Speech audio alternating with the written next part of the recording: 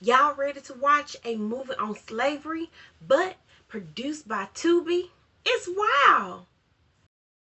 Angie Lawrence is a lawyer in Savannah, Georgia, who after going on a date ghosts the Midwest two-man. She has befriended Claudia Wainwright, an unmarried old woman who warns Angie not to stay single for too long or she'll regret it. One day when she gets to her office, her boss, Philip Welling, introduces her to Andrew McGrath, who has moved there from Atlanta, and tells her that they have to share an office. Girl, Andrew is fine. After Claudia dies, Angie learns from Claudia's lawyer that Claudia had put her in her will and left her her home, while Claudia's niece, Hannah, only got all the contents of the house and a $20,000 savings bond. I kissed that woman's behind for 39 years. So she could live in the house? As Angie moves in and Hannah goes through the house's stuff, Hannah and Angie's grandpa find a wooden trunk behind the brick wall in the attic. Seeing that it contains old books and papers, Angie asks Hannah if they can buy the old stamps and letters they can find because Grandpa likes to collect them. Hannah tells them they can have the whole trunk for $10. Grandpa leaves Angie the trunk with some of its contents because he knows Angie loves old letters.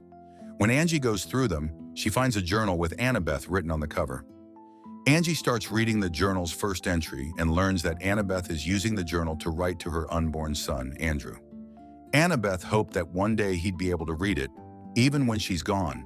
Annabeth started the entry by telling Andrew that they were living in a very uncertain time and that she was secretly writing the journal, fearing her father would catch her. She said he'd likely face obstacles, so he should remember that he was loved, even before he was born, and that he should never be ashamed of who he is. For Andrew to know exactly where he came from, Annabeth wrote about her mother, Emmeline. In 1847, Emmeline arrived at her new husband's house, the house Angie inherited. She was accompanied by her maid Ophelia, whom she loved so dearly as they grew up together. Emmeline was greeted by her new husband, Jackson, who coldly warned Ophelia about getting pregnant, saying he was not going to feed another mouth. He then told her to sleep in the female quarters, despite Emmeline's request that she stay close to her.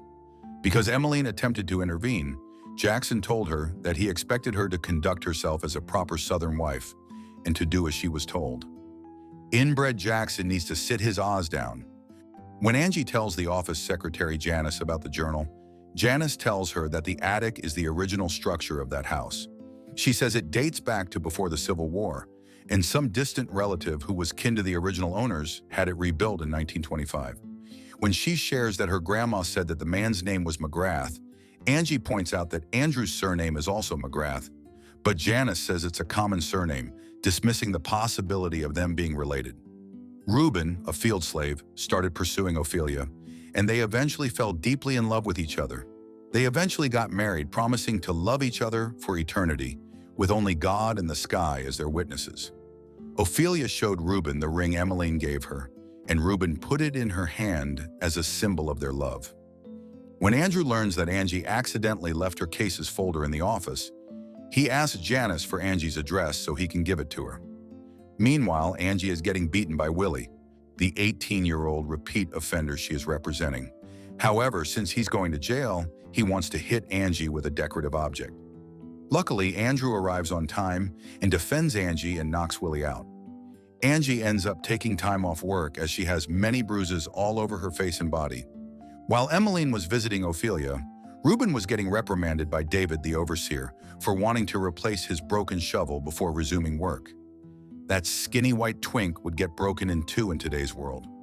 Hearing a commotion outside, Emmeline and Ophelia ran out and witnessed David whipping Reuben at the whipping post. Ophelia was left weeping as she later tended to Reuben's wounds. Shortly after, Reuben caught David peeping into their cabin and watching Ophelia change her clothes. Furious, Reuben beat the chopped mayonnaise. The next day, David looks like he had meth before it was invented. David informs Jackson about the beating. However, fearing that punishing Reuben the same way when he hadn't fully healed yet might come at a loss of a day's work, they asked for a volunteer to receive the beating. Reuben told the other slaves not to volunteer, but Ophelia stepped forward. Despite Reuben and Emmeline begging to spare Ophelia, Jackson still ordered David to whip her. Later, while tending to Ophelia's wounds, Emmeline blamed herself for it, saying it wouldn't have happened if she hadn't been traded for marriage. She then shared that she heard Jackson in his study talking to a Mr. Thompson about Reuben's worth. She tried to stop Jackson from selling Reuben, but David had convinced him that Reuben was a troublemaker. Ophelia sobbed as she hoped that good would one day prevail. Soon Ophelia watched Thompson pay Jackson and leave with Reuben. She sobbed as she flew him a kiss, and he just quietly nodded. Shortly after, Ophelia informed Emmeline that she was pregnant. Although Emmeline was happy for her, she told her that they needed to hide it from Jackson because he had seen his father put female slaves to death to avoid dealing with a mother and a baby. To protect Ophelia, Emmeline decided she needs to get pregnant too, so she could get her out of the field and convince Jackson to let Ophelia stay by her side. Emmeline initiates baby-making activities with Jackson and got pregnant. Jackson then moved Ophelia in from the fields and allowed Ophelia to work in the house during the day. Months later, a heavily pregnant and ill Emmeline asked Jackson to move Ophelia to the room next to hers, and Jackson reluctantly agreed. When Emmeline gave birth, Jackson made Ophelia, who was assisting the white male doctor, leave the room, as he didn't want black hands to deliver his baby. Trust, no one even wanted to touch you, Jackson. Jackson then got angry upon learning that the baby was a girl. Jackson told Emmeline that he asked for a son, but she fainted from exhaustion and sickness. That night, the baby fell ill as she had contracted the fever. When the doctor said that the baby was in desperate need of her mother's milk, Jackson told Emmeline to follow the doctor's orders. However, the weak Emmeline, who was barely awake, told Jackson to bring the baby to Ophelia. Jackson found Ophelia in a closet with her son. The terrified Ophelia begged him to spare her son, so Jackson gave her his baby and promised to allow her to keep her son if she would feed and care for his daughter.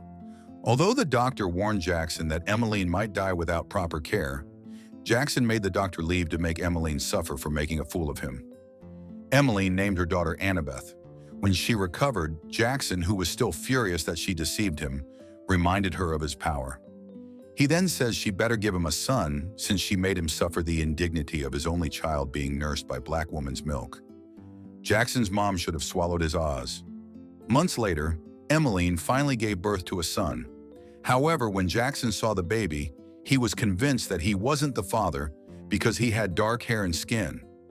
Emmeline frantically explained that her grandma is full-blooded Miwok and that she herself is a quarter. She added that her grandma married a man with very red skin and red hair, but the furious Jackson slapped her. Jackson literally saw his son and said it's ugly. Where you think he got its looks? Jackson then gave David the baby, saying he never wanted to see the mongrel breed baby again, and he shall not be spoken of ever again. Ophelia ran after David to stop him, but she only got beaten. Jackson then warned Ophelia to never intervene, as he would have done the same with her son. Annabeth and Ophelia's son, Isaiah, grew up and fell in love with each other. Unbeknownst to Jackson, Annabeth got pregnant with Isaiah's child. In the journal, Annabeth shared that Isaiah named him Andrew after her brother, who Jackson had sent away, and Reuben after his father. Soon after Annabeth and Isaiah got secretly married, a few men from the military arrived at Jackson's house and announced that on January 1, 1863, President Lincoln signed the Emancipation Proclamation, freeing all the slaves.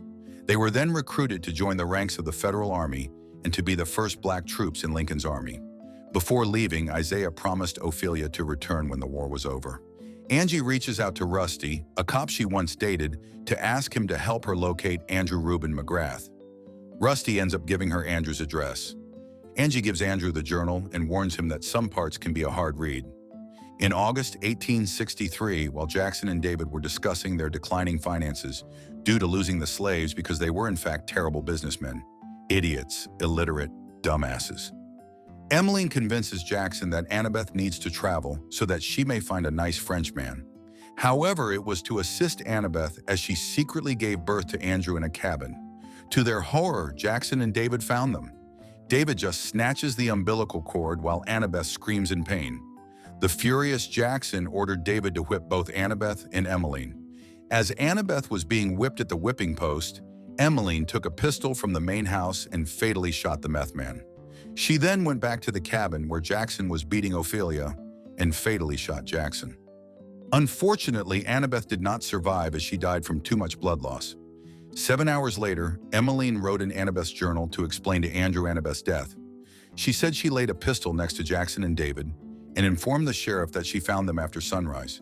She said she heard them having a dispute over missing money the night before, but decided it wasn't her business.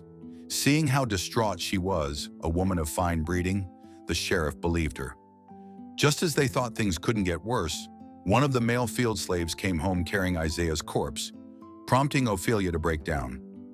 After Andrew finishes reading the journal, he visits Angie and asks if she knows where Annabeth and Isaiah's bodies are buried. He says he was an only child raised by a single mother, who was also an only child, so he's been looking for his family his whole life. Before his mother died, she gave him a rattle and a photo of his great-great-grandfather and told him that his father insisted that he carry his name. They then decide to look for Annabeth and Isaiah's graves together. Then Angie and Andrew visit Emmeline's grave. Seeing Jackson's grave next to Emmeline's, Andrew says he chooses to forgive Jackson because he still has his blood, and forgiving him lessens the hate in the world. Nah, F that hoe.